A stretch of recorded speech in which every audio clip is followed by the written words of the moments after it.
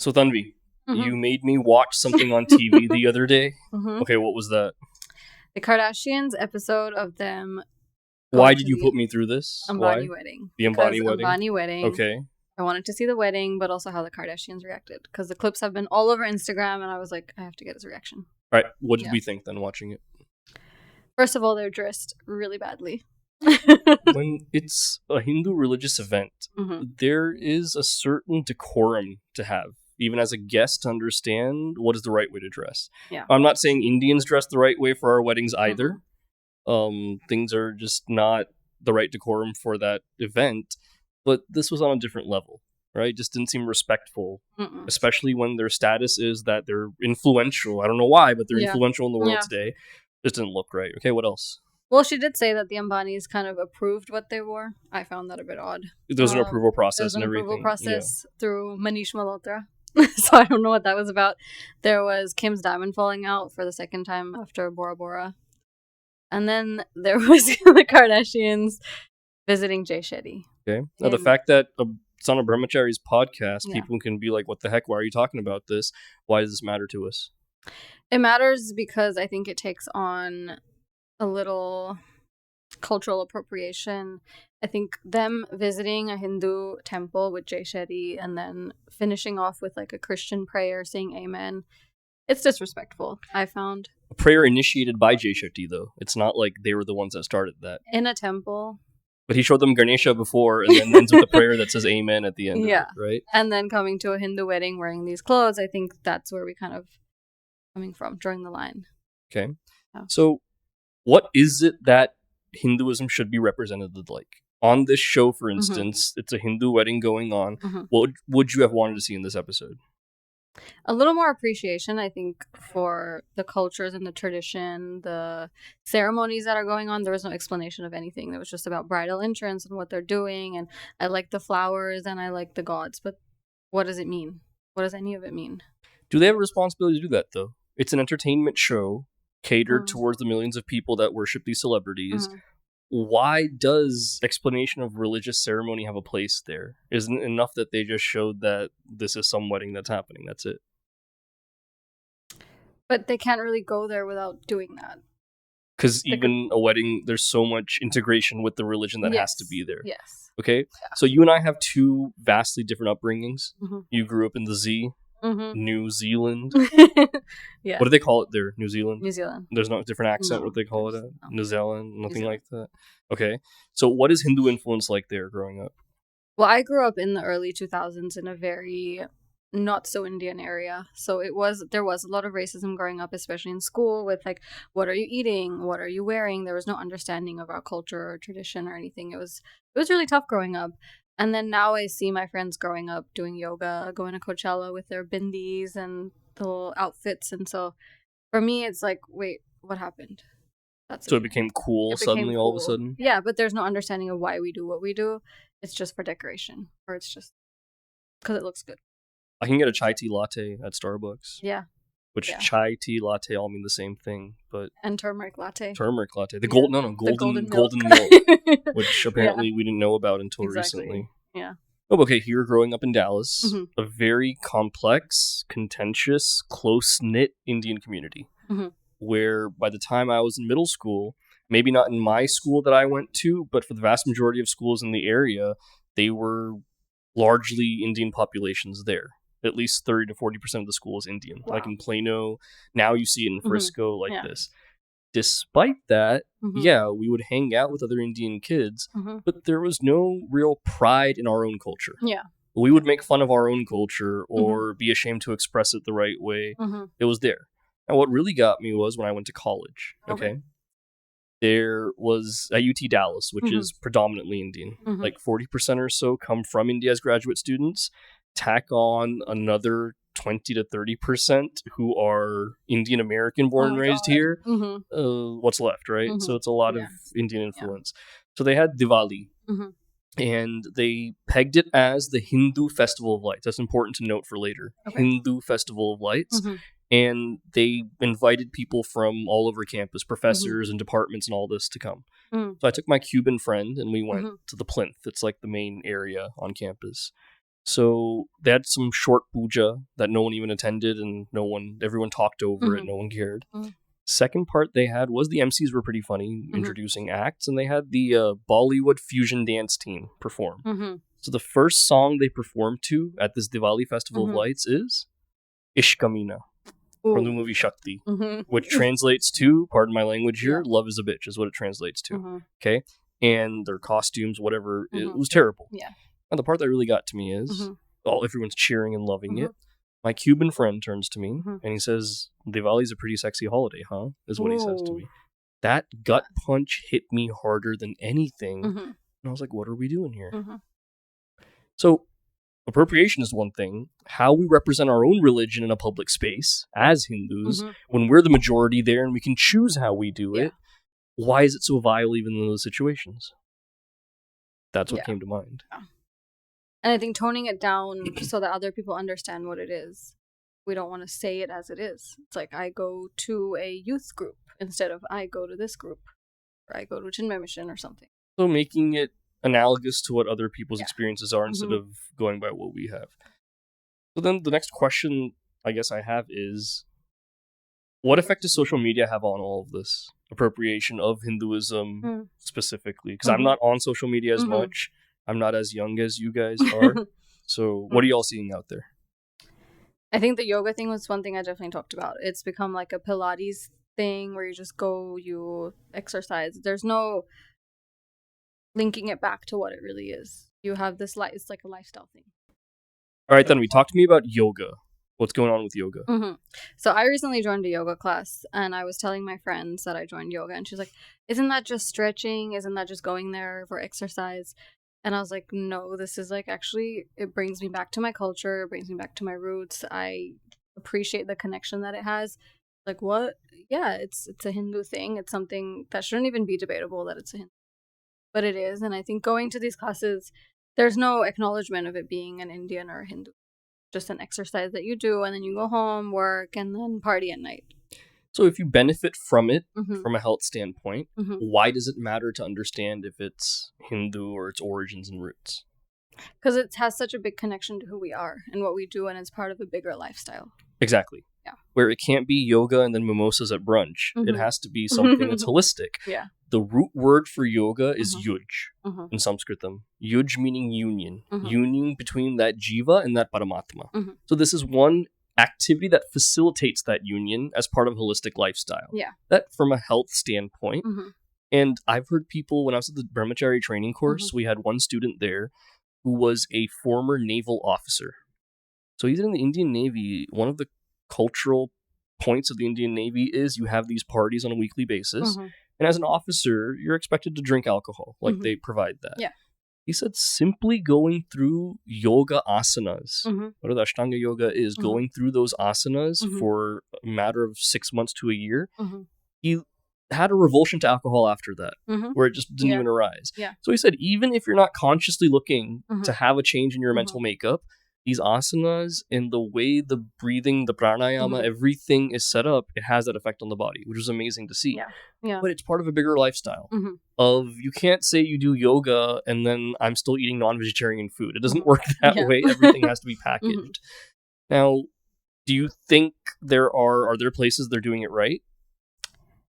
I'm not sure. I haven't explored that much. Maybe there are proper Indian places that are teaching it properly, but they're just not as mainstream. What do they call the asana? Okay, go through a typical yoga class that you've been to. Okay, well, we start off with Eastern chanting. They call it Eastern chanting? They call it Eastern and chanting. What is it? What is the chant?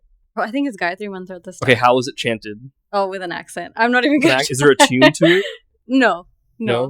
And then 3 ohms, put your hands above your head into prayer. Namaste. Because that Gayatri Mantra, then, it's supposed to never be in a tune or anything. Veda mantras can't be in a tune. That dilutes what it even is. That's something different that's teachers wrong. have different tunes. I will say that much. Okay. Because they're all different ethnicities. None of which are Indian, but they have different tunes. Hands in prayer, 3 ohms. And that's what I mean. That you Namaste. Okay. You know what you're doing, but there's no acknowledgement as to what does it mean. What people are just chanting these things. They have a deep significance, but what do they mean? Is there any pictures of devatas or devis or anything in there? No. Okay. None of that. Just pictures of yoga teachers and then they go through the yamas and the niyamas. They have one for every week. They explain a little bit about what it means. So, like, if it's ahimsa, non-violence, that means giving yourself time and space and not harming animals, not harming these things. And then it goes into the actual practice of the actual asanas. So is it substantive, the yamas and niyamas? What do you mean? Do they actually go through what they are, and you feel there's a difference in understanding based on that? I don't feel there's a difference in understanding, but I think people might get some understanding based on... Like a placebo or like actual understanding? I think it's a placebo. Okay, yeah. So they go through that. Then any of the names of the asanas, are they given any Sanskritam names or understanding? Sometimes. Some of Okay. the teachers know it, some of them don't. Yeah. Yeah. So it's downward facing duck and Downward stuff like facing that? dog. Okay, not dog. duck. I'm sorry. No. I don't do, yeah. Yeah. Okay. So through all of that then. Mhm. Now, one interesting thing that came out a few years ago, there was actually a court case in California where this couple who sent their kid to a public school, they did yoga at that school. And these parents said, we're devout Christians. We don't want our kids doing this Hindu practice in school. Understandably so, based on their belief system. The school district hit back and said, this is not a Hindu practice. It's simply exercises. Ooh. So they went to court. Yeah. Right? Now, in court, the experts they called in, everything, they ended up making this decision that it was actually a Hindu practice, and therefore it cannot be practiced in the public schools. The ironic part about this whole thing is Hindu groups and Indian groups themselves were on the fence for a little bit. Yeah. Then they picked a side saying that because at least yoga is going into the schools, it doesn't matter if they give us credit for us being Hindu. Wow. We should disassociate the Hindu aspect of it because at least our culture is spreading in the schools in some ways, even if it's in a diluted way. Oh, I couldn't understand that. I don't get that. Didn't make sense to me. Yeah. Yeah. So I'd rather have it called Hindu and not practice in a public school rather than just be diluted. That's what it is. It has to be. Does it? It has to be Hindu to. Otherwise, you're just exercising. It's just exercises. Yeah. That's how it dilutes at the end of the day. Yeah. Right? And are other art forms that can happen as well. Yeah. Where when we allow this dilution, where I had to MC an Arangetram back when I was a chick for two of my friends. So I looked on YouTube to see what MCs say during these Bharatanatyam dance performances and what they say in between the acts and different dances. So I found one. It was for a Christian family. And instead of Bhagavan Ganesha and Saraswati Devi in the backgrounds, they have Jesus and Mary. And they changed the words of the songs and everything, but it's still Bharatanatyam dancing. And to me, it looked comical until it became sad, where it's like, that's also misappropriation of the culture right there. Okay, what's the effect? What does that lead to eventually? Worst case. It dies down. Our culture dies down. Completely. Yeah. And it's just, it's a dance. It can be done in any way. No. Every one of our art forms, whether it be music, visual art, dance, they're all upasanas geared towards the higher. Natya Shastra goes through that very clearly.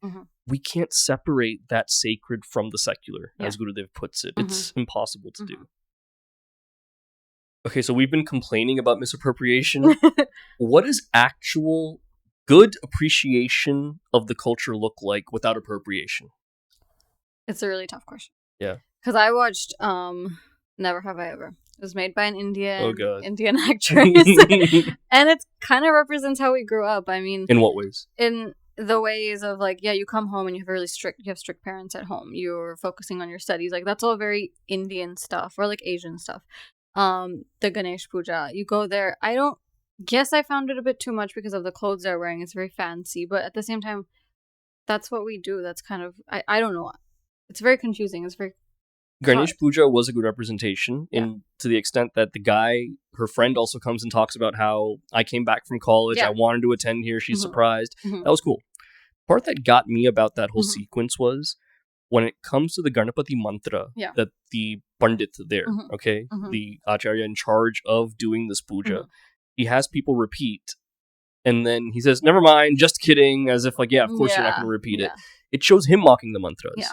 For a person, like a lay person who's a Hindu that doesn't understand the mantras or uncomfortable chanting it, that's, I can relate to that, seeing people do that. Yeah. When a priest is mocking the mantras himself, that shows that even the guardians of our religion don't take it seriously. That's showing it in a bad light. And that's Indians and Hindus showing this, not anyone else making this connection. Yeah. Right? Yeah. What do you think of the clothes and the kind of accents and things, though? The accent thing is a trope that's been there forever, which is not really relevant anymore because I know so many people that come from India. Their vocabulary and the way they speak English beats a lot of people here that are native speakers. Okay, so you want to point at a certain accent or people saying a certain word. Okay, look at the positions that we're in right now. We're not convenience store owners. We're not all hotel owners. People are VPs of companies, and we've taken over Silicon Valley. So, okay, make fun of the accent. Go ahead, but look at the achievements that we have. Yeah. What has it looked like so far? What is it like now? What do you predict appropriation will look like later on? Because the timeline that you see, once it's becomes cool, they take it and then don't give credit. Yeah. So what else will be like that at some point? Even mindfulness, meditation, all of that, to a certain extent. What else will be taken like that from the food's already been taken. Quite a lot of the food and drinks and stuff. Clothing, I think, to a bigger extent. And I don't appreciate that it's being cut down or like transformed into these Coachella festival pieces where it's you're chopping down lehengas and things. The sari, the pallu is thin, and bindis are just used as like eyebrow decoration. Henna tattoos, I saw a big thing. It's why are you using that and making it gold and white and pink and stuff? It's not cultural practice. You don't like it pink either? I like it pink. I can't say much about that, but it's still appropriating. It's not. You're not giving it credit for what it is. It's not decoration. Home decor, I'm seeing a lot of on social media. Okay. Wallpapers, things that we once thought were really embarrassing, now are suddenly a cool thing. Having that big like jula in your house, like that's just really cool now. Wallpapers with these mandala patterns. But then, isn't there this idea of, okay, they're accepting that as something cool? Isn't that a good thing? But it's got some meaning. I think it's got a deeper meaning that they don't understand. But there's so many things we do that don't have a deeper meaning. We don't understand where these customs come from, yet we do it. So, for instance, let me ask you this. Yeah.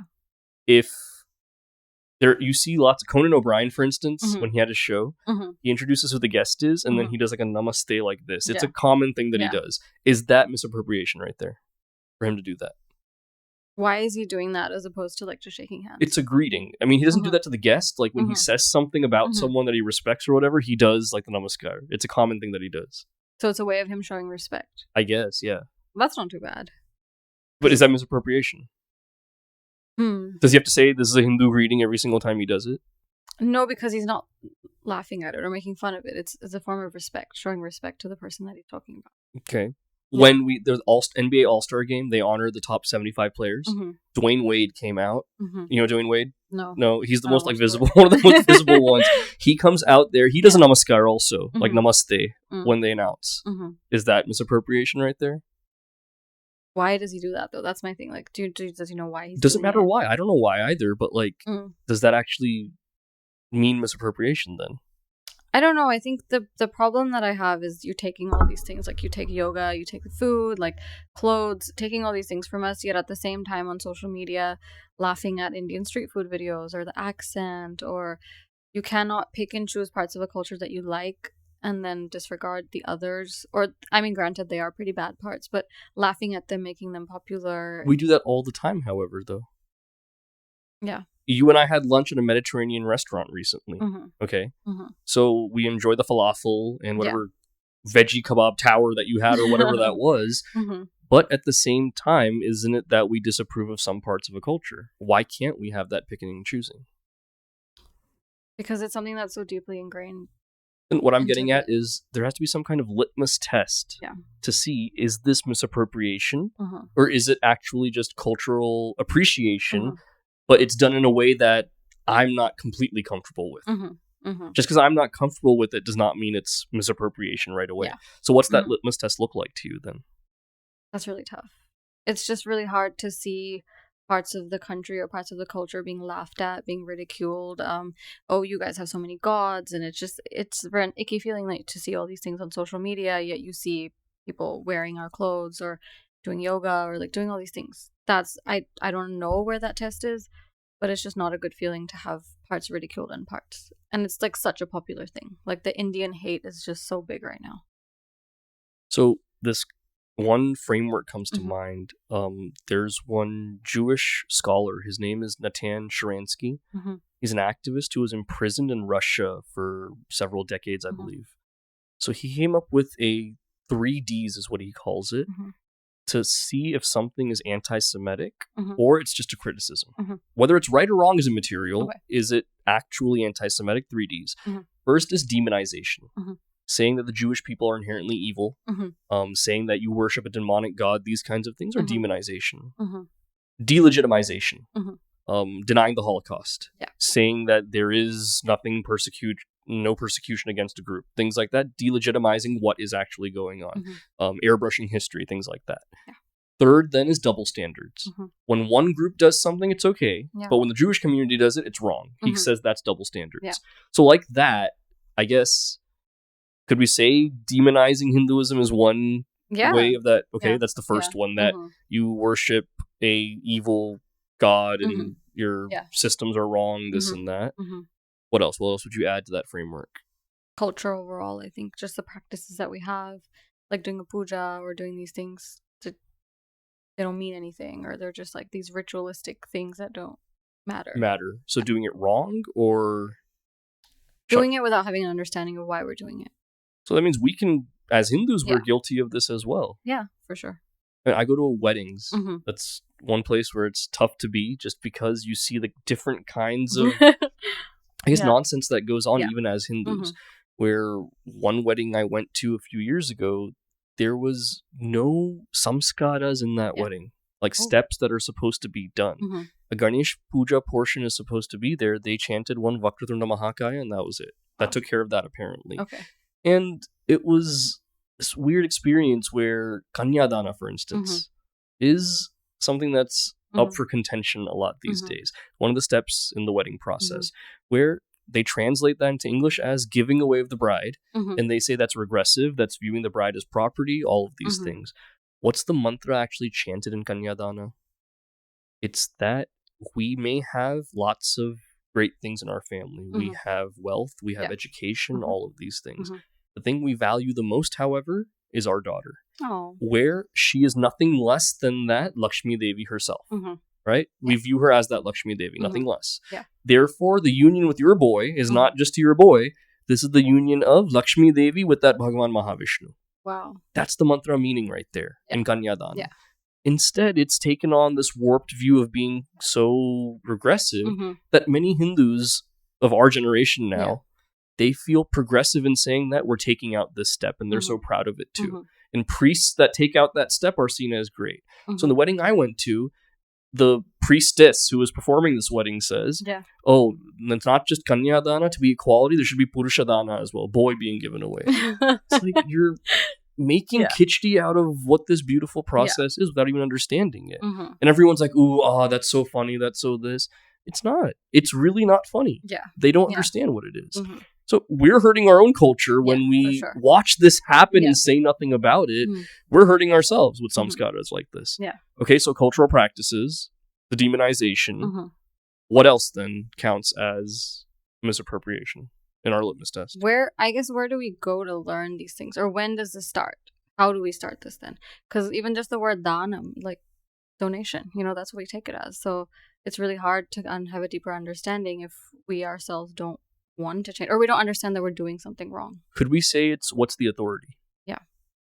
What's the proper authority on these things? Mhm. Because we want to go where we feel comfortable. Yeah. And we want to listen to the people that affirm our views. Mhm. Right? Yeah. You read a newspaper, no one reads newspapers anymore, but like an editorial, editorials that we like are the ones that affirm our worldview. Anything that challenges that, we don't like. That's the system in the media ecosystem we live in today. Yeah.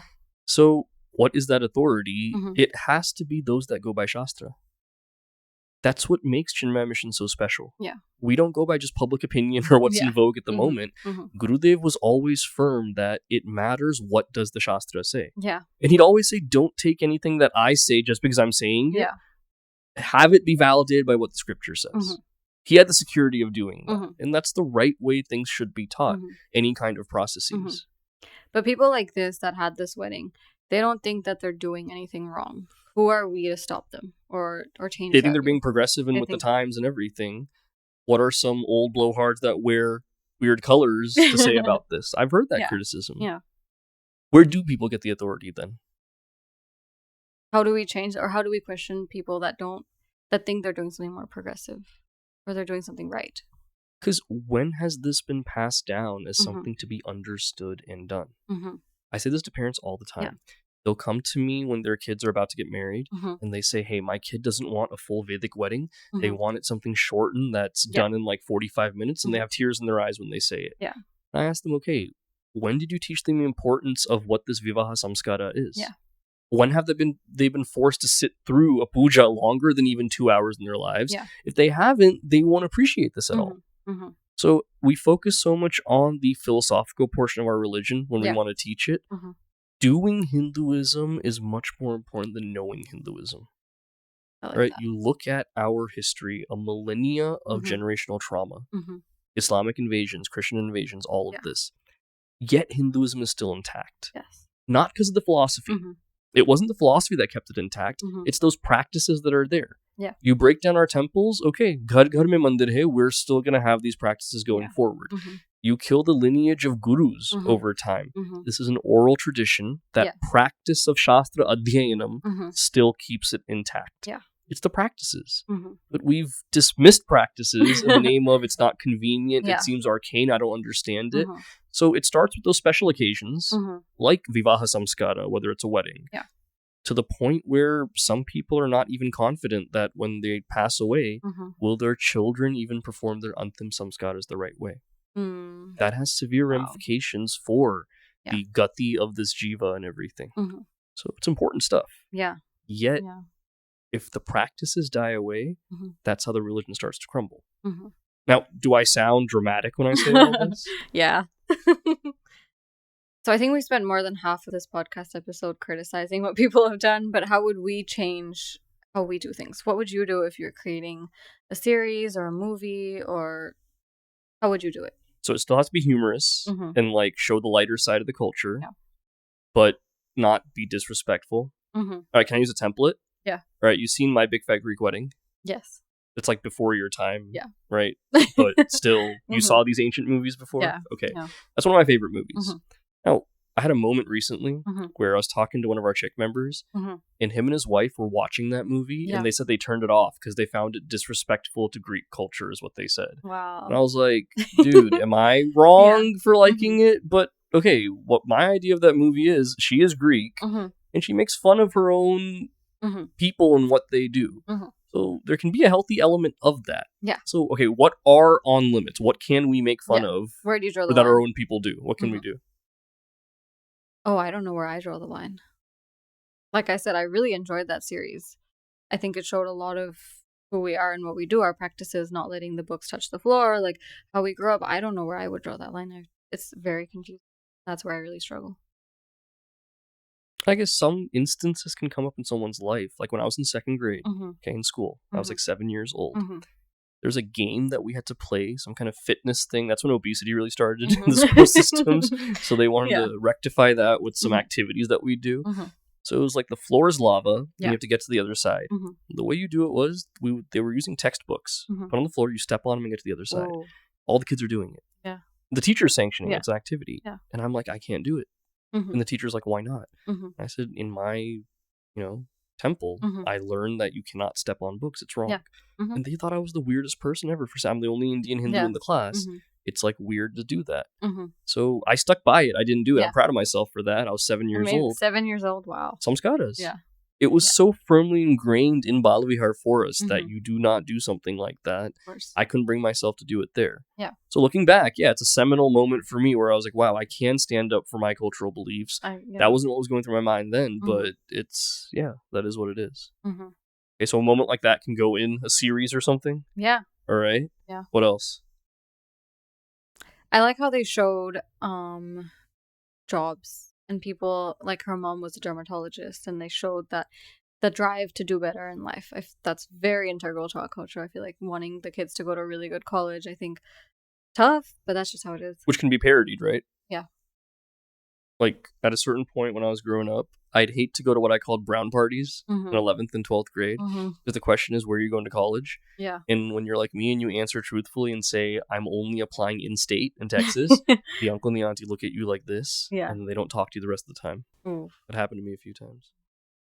From my days when I was on social media, Okay. what I notice is a lot of people will post dua for someone that has gone, if they're the Muslim tradition, Bible verses by some friends, holiday significances given. Okay. As Hindus, what do you see people post that is Hindu? Good morning posts with a little Ganesh tea on top. Seriously? Yeah. Okay. That's you cute. You don't get those WhatsApp chains or like auntie I've told people not to send me that kind of stuff. Okay, lucky. That's what's trending in the family groups. Okay. What about Facebook? Does anyone use Facebook anymore? Is it just old people like me? I've seen some. Okay, is there anything religious content? People personally post. People personally, I think from my chick friends, I've definitely seen reposts of chick stuff that we create, content that we create, so quotes and things. I've Super. seen that. Okay, that's the point. There's a really big trend right now where there's people posting little clips of like Vedic chanting, but they all have tunes. I know you're not gonna like that, but I've seen. It's not me not liking it. It's the niyam is you cannot have tunes with the Vedic chants. They're trending though. Okay. Lots of videos of people Ganga Aarti. Oh my god, that is trending so much. Like videos of Ganga Aarti, drone shots. So Rishikesh Ganga Aarti. Okay, that's cool. But I think that's more just for the novelty of like, look what we do, and this big extravagant show of like what we do. I don't think that's so much of appreciating what it actually means, because there's no meaning, and then you just have the Har Har Gange and stuff playing in the background, people going to Kedarnath and posting about their hikes and stuff, which I'm guilty of as well. Yeah. I can't say I'm not guilty of that, but that's trending. Okay. Then we also have on YouTube Shorts. I don't know if this is like TikTok content that makes its way to YouTube. Who watches that? I watch it. I mean, I see the did you know stuff. Like, did you know that in Mahabharata this was the thing? Oh, yes. Nuances and details. I think that's pretty cool stuff. That's cool. Yeah. That's cool. And people repost it and they share it. Yeah. What else do you see? But how much of that did you know stuff is accurate, and it's just people... Some of it is wrong. Yeah. But if you verify, if it's from a reputable source or like a channel that makes this kind of Hindu-centric content, it's actually pretty spot on, some of them. Okay. Yeah. Yeah. No, definitely scenic shots of India with religious music in background. Yeah. But some of it I see is actually really positive. There's some people on there that'll go over what everything means, like what is Holi, what is Diwali, and they'll actually go into the deeper meaning of it. I appreciate that. Which is so necessary. Because with Holi coming up, one point to make is there's one student group in America where they claim that Holika being burnt she's a Dalit or something, and so it's like a casteist thing and everything. It's not true. It has no origins in that, but they've made it a thing. Hindus against Holi something is out there. Okay. So they say don't celebrate Holi because it celebrates the oppression of a persecuted woman, is what it is. So even celebrations on campus, they're shutting down in America based on this lie. Right? Yeah. So yeah, some of it positive, some of it negative. I appreciate people going into these chants and explaining what each line means. I didn't know about them adding tunes, or we're not supposed to do that. I didn't know that. But I do like them. I do like listening to it. I feel like it's more of a positive start rather than listening to music. So with Chick West this year, we have our Sadhana Challenge. Lots of social media content we're generating for that in the form of some videos and shorts, some posters or posts like tiles and things like that. As a chick age individual, and you want to keep your mind in what sattva is and what this path is, what kind of content would you like to see? What really relates to you and your generation? I love the tiles. I love like video shorts as well. It's something that's really engaging, because we often tend to have these big verses and things, they're just not designed properly. I think the design element has a lot more to do than the actual content, which is not fair, but if it's aesthetically pleasing, it just looks a lot better. People are more likely to engage in something that looks aesthetically better. But if we try to explain the real crux of an issue or what a mantra truly means, giving that in a 60 or 30-second video or in a single tile is nearly impossible to do. There's a dilution that happens. But that's people's attention span these days. And how do we still get things that are substantive across, not just performative, but in that package where it's short, it's sweet and to the point? Bite-sized videos is really the only thing. That's what our attention span is. TikTok videos are not more than a minute. And that's what you want to just doom scroll all day. That's all we can Because our Honeywell podcast episodes are going to go for like 1 hour each or so. Yeah. Who's going to have the patience to actually, we're going to put it on a playlist, the full episode. Yeah. Who's going to have the patience to actually listen to it? I mean, first of all, the quality is you and me, so maybe they shouldn't listen to it, but they're going to go for the bite-sized pieces we put out or the shorter videos. It is what it is. And fair enough. I only listen to the bite-sized pieces or the longer ones when I'm driving. Driving your things. Okay, because for topics that need to be fleshed out about our Sanatana Dharma, it takes background, it takes context, it takes nuance. Where when we ask a question now, we want it to be answered like 30 seconds or less. ChatGPT style. Yeah. It doesn't work for this kind of education, for this kind of knowledge transfer. Right? Well, then the interest has to be there. People have to be genuinely interested in what they're listening to. It's not a quick social media, like, here's my morning routine thing,